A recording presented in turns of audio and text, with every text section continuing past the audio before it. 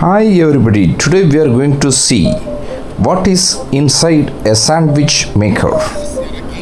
Now let us open all the screws of this Phillips sandwich maker and we want to see how the wiring is done, how this wiring helps us heat the sandwich maker.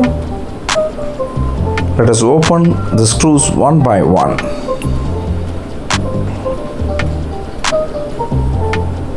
Care should be taken.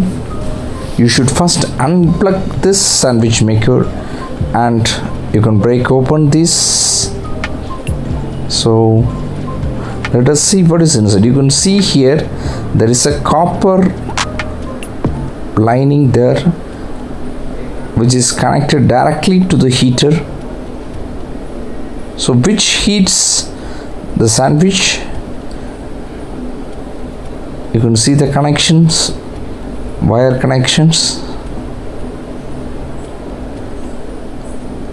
There are two connections, one at the top of the sandwich maker, another one is at the bottom of the sandwich maker. There are two copper coils.